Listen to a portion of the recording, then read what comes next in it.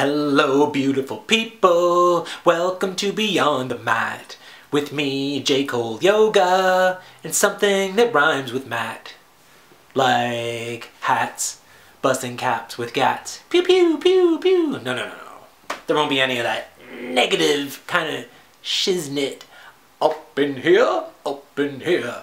What is with the DMX this week? I don't know. So today, we're going to talk about the history, the origins, if you will, of J. Cole Yoga. How I dug myself up out of the gutter, up onto the sidewalk. Yeah, so this is how this whole thing came to be. So let's flash back. 2007. I remember asking my grandfather, because I wanted to know what sort of ailments I might be faced with, genetically speaking, through my family, like later on in life. So back in 2007, I was just a young pup, 25, 26 years old, something like that.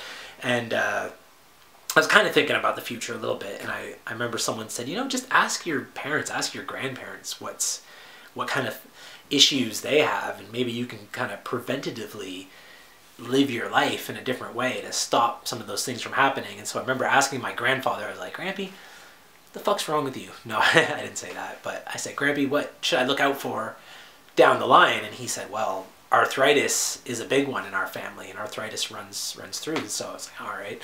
So I hopped online. 2007, there wasn't a great wealth of information online, but it was getting there.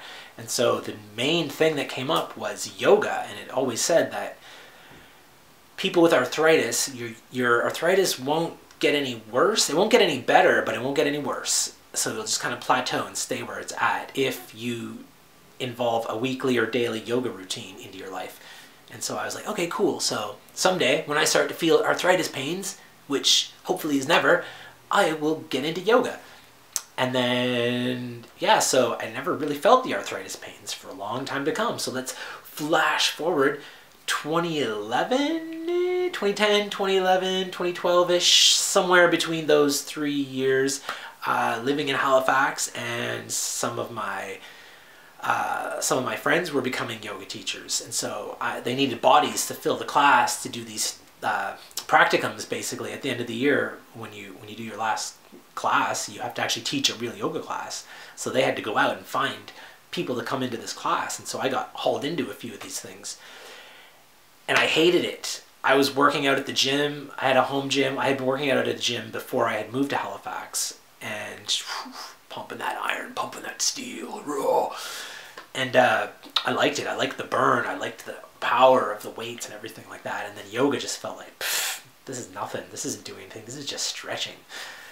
Mind you, this was like 1 or 2, maybe 3 yoga classes I took at tops. So that's all I really felt was just the stretching, because I was into something way more heavy, way more difficult, basically. And so it just wasn't my thing, you know what I mean? It was kind of, it's like, oh, this is kind of for girls, isn't it? It's kind of what I thought at the time. But anywho, let's flash forward again, 2015. So I had done those 3 or 4 yoga classes back then, and that was it. I was like, fuck, I'm going home to lift weights. It's not for me. It's not what I'm going to do. And just continued on with the weights for a few years, off and on, sporadically. I never really dedicated real like gym time until 2015. I moved to Los Angeles, California. California knows how to party, and that is true. And it doesn't end. The party does not stop in LA. It's just 24/7 party all year long. And if it's not happening at a bar, it's happening at a house. If it's not happening at a house, it's happening in a condo or a flat somewhere. So yeah, it's woo. If that's your thing and that's what you're into, head on down to LA, folks. You will really enjoy yourself. So coming into this new climate where it doesn't ever rain, they were in like a 3 to 6 month drought already when I arrived there. And so yeah, it was beautiful. My body, I felt great. My lungs, I could breathe. I find in cold weather, my chest gets constricted and tight, and my asthma acts up, so there was none of that. I mean, LA had really cleared out the pollution in the last 10 years. Nice clear skies all the time. Never any dark, thick smog or anything like that up above the city. And we lived right down by the beach, so you know there was that cool ocean air blowing around, keeping it nice and clear and smooth for everybody to enjoy themselves. And really, what happened was my body became adjusted to this kind of desert kind of climate, because really that's LA is built on the side of a desert. And after about 3 months, the first rain came, and that's when I felt it. That's when I really, because of the extreme of having such beautiful, perfect, you know, Arizona dry kind of weather for so long, which my body loved, and then all of a sudden rain, and it was hot and humid, and the rain just poured down. And so I really felt it that day. I felt the arthritis kicking in, and I said, well, I know what I gotta do. So I hopped on to the old YouTube, and I started watching yoga videos at home. And now the at-home yoga videos that were available that I found were just terrible. They were either just terrible, or they were moving at such a fast, advanced pace that I couldn't keep up. And I'd fallen over, and they weren't really instructing you properly on how to do things and how to move properly. And it just wasn't jiving. It wasn't clicking. Something wasn't working here. And then a friend of mine, Victoria, remember that name, Victoria, said, yo, check out a girl online. Her name is Adriene, and on YouTube it's called Yoga with Adriene. And so I did, and it was perfect. She's simple enough for the basic people, for the beginners like me, and she's advanced enough for the advanced people to move in and do advanced stuff if they want to. And she's good for intermediate too as well. And it's just, she's all levels basically right there on YouTube, and it was just perfect. She explains everything in pristine detail, nice and slow, so dummies like me could, you know, learn how to put my hands properly on a mat, where to put them, keep your shoulders down, and all this jazz, and all the things that go along with it. So that was great. And I still to this day watch Yoga with Adriene. Like, that is my girl. That is my champion of yoga right now. I still, like, it's always Yoga with Adriene. If I'm doing it at home and I'm following along with somebody, it's always her. So check that out if you're really interested in getting started in this whole yoga routine. Now, let's flash forward a little bit further. So my year of living in LA had ended, and I bounced on over to, I'd never been out west before, and west of Canada. So I decided I should probably go out west. I have a couple friends out there. Maybe I can find a job or something.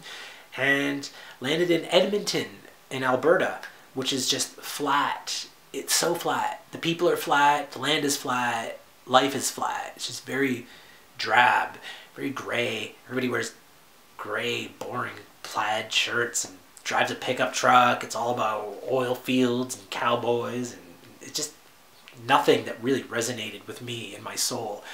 And so me and a friend of mine, D-Block, we packed up an apartment and we moved the fuck out of there in a van with a dog and a cat, and we traveled down to Calgary, and we stayed in Calgary for 2 weeks, which is just another Alberta with a few more little hills and bumps here and there, but it's exactly the same as Alberta.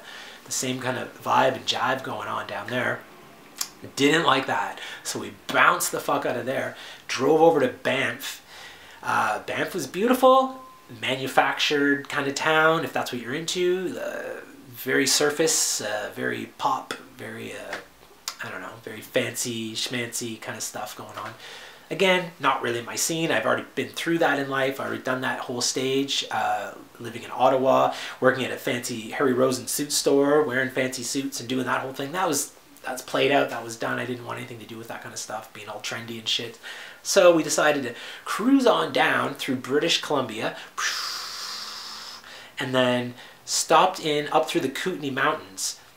And so in the Kootenay Mountains, there's a little town called Nelson in British Columbia, where I ended up living. But actually what happened was I got stuck. I ran out of money, so I'm now flat broke. Staying with a couple buddies, and I just kind of had to start looking for work before I ran out of food money. Basically had like a couple $100 left for food, so I spent that and bought some food, and they let me stay there. They were nice enough to let me live there with them and their two doges, Lily and Bo. What up, Carla Michelle? Yeah. And I could not find a job to save my life in this town, because here I still had this like very LA dapper style, and they only wanted to hire hippies in this town. I just didn't have the look, and I didn't have the attitude or the vibe or anything. Like, and all I really wanted was a job, like a stable, secure job to get me through just a few months, just till I can get enough money to get out of there and maybe keep touring around the West Coast.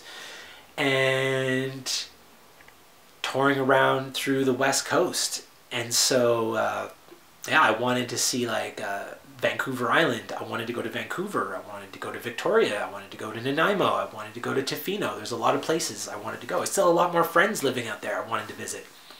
And so, but I couldn't find a job or anything. And I'd stopped in at Shambhala Buddhist Meditation Center. And the gentleman working there was like, hey man, I heard Walmart's hiring. They're just down at the bottom of the hill. And I was like, fuck, Walmart? Like, really? Is that what my life has come to at this point? Like, really? I'm like at the bottom of the barrel now? Like, I gotta go down to Walmart? Like, fuck. So, head down, tail between my legs. I walk down the mountain, and literally Nelson is built on a fucking mountainside like this. So you've got a mountain and just streets that go this way, and a nice grid, and streets that go all the way down. And yeah, so you kind of gotta, as you're walking or driving, you gotta choose which streets to take in the winter, because some of those slopes are just so slippery that it's 2 steps up and 10 slides back, and 2 steps up and 10 slides back. So it takes a really long time to get back up to the top of the mountain where we lived. Anyway, so I went down to the bottom of the mountain, went into Walmart. They were like, yep, come on in. We'd love to have you here. And the craziest thing happened. I actually made some friends there. I actually learned that, fuck, these people are all right. And I started to kind of like settle. I started to get settled in. And then something just started itching away at me, itching at my soul, telling me that this can't be it. There's more to life, dude. You cannot settle for a Walmart experience living in Nelson, BC. And losing my voice here. So, cannot just settle for a little Walmart experience. This can't be the end. Is this the end of Dr. J? Is this the end or what? And no, it wasn't, because I was still doing yoga with Adrian every morning or every 2 mornings, and especially out west because of the humidity and the rain out there. But you kind of climatize to it, and it did make my bones and everything ache a little more than it does here on the East Coast. But comparatively, as you climatize, it was only the once in a while for like the really hard rains that happened that I would get like all pains and everything like that. So that was kind of in check. But as I was laying in a Shavasana, which is the meditation at the end of a yoga session for anyone who doesn't know, I was laying in Shavasana, and I was just like feeling so good in my body, feeling so good about myself, feeling so good about everything, but not about my work situation. Again, working at Walmart. And I was like, you know what? I got to make some changes with my life. I can't let this continue. And I thought, I just had this, I didn't even think it. I had a vision, basically. And it was me laying on the floor in a Shavasana in an empty yoga studio after I had just taught a yoga class. And I had like an hour to kill before the next class came in. And I just laid there, relaxing on the floor, laying on a yoga mat. And that was it. That was the drive. That was the spark. So I immediately hopped online when I got home after work that day. I hopped online trying to find a yoga studio somewhere. And like I had it in the back of my mind that maybe someday I would take like a yoga teacher training, but it would be in like some tropical place. It would be in Costa Rica or maybe in Mexico or something like that, right? Or Cuba. And I would go to one of these retreats for a couple months and then learn the ways of the yogis that way. And then it kind of hit me. I was like, why am I putting obstacles in my way? Why do I put these things in my path? You know, these huge blockages, like having to travel to another country with thousands of dollars worth of investment in a school.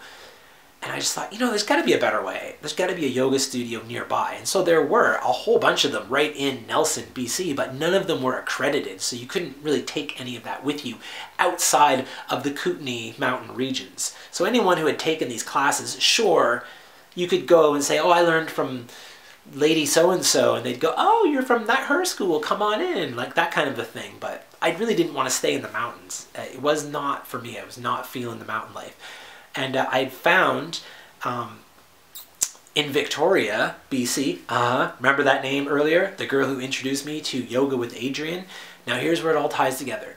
So, in Victoria, BC, there was a yoga studio called Feel Good Yoga. Now here's the big kaboom. Yoga with Adriene, her slogan is, find what feels good. So I found Feels Good Yoga in Victoria. Same name of the girl who introduced me to Adriene, who introduced me to the slogan, and it just came full circle, and I was like, this is it. This is it. This is the whole thing. And so I had written this lengthy application letter trying to get in, and I got in. And I was just like, yes! And then I looked at how many months I had left to work, and so I went into Walmart. I was like, yo, I need all the hours imaginable, because in like 6 months from now, and I'd already been there 3 months, 6 months from now, I am getting the fuck out of here and I'm going to yoga school. So I need all the hours I can get. Hook me up. And they totally did. They gave me all the hours I needed. I had an extra little float in my bank account even while I was there in school. Paid rent for a month with a lovely lady, Luna. I stayed with her, and it was just great. It was perfect. I love Victoria, BC. Everyone there is beautiful. Everyone is lovely. Very conservative town, though, for what you would think. Very conservative. I mean, me prancing around in yoga pants was a little weird for some people to look at. And in scarves and all the get up, you know, and just being a weird J kind of character, you know. It was very bah. And I mean, it really helped me to be able to center myself and focus and bring myself back down into line so I can teach a nice, soft, comfortable yoga class with nice, soft spoken words instead of the wacky J. Cole shit that I'm always doing. What? So that was the story of J. Cole Yoga and how I came to be. Now, that's it. So I started teaching yoga ever since I graduated. It was a month intensive course, and I didn't know what the word intensive meant. I thought that just meant we were going to do some pretty fucking hard shit. No, what it means is they're doing 200 hours of a course packed into 1 month. It was Monday to Saturday, no Saturdays, Monday to Saturday, like 8 till 5 every day. And yeah, so you're getting up at like 6 in the morning, hopping on a bus, doing yoga for 8 hours, hopping on a bus, going home, practicing yoga all night, trying to memorize moves and routines and patterns and then the anatomy and the muscles and everything and all the medical stuff that goes along with it. And like, it was intense. So I finally understood at the end of the month when it was over what intensive meant. So anyone out there, if you ever have an intensive course, that's kind of what you've got to look forward to. So ever since then, I just hopped right out there. I just started putting my name out, trying to teach places, and then eventually just teaching places, teaching some kids, teaching family members, teaching friends. Got into a studio in Halifax. Eventually I traveled my way back to the East Coast, so ended up here in Halifax, teaching at the center. I taught at a little rural place out in Middle Musquodoboit, where they had a little center going there where I would teach at every week, and I had some ladies, my regular ladies, coming in for the J. Cole Yoga experience. And so the practice just kept on going. And now here we are. And that is it. The story of J. Cole Yoga. Peace, love, and light. Namaste. And all that other good noise. We out. Ding.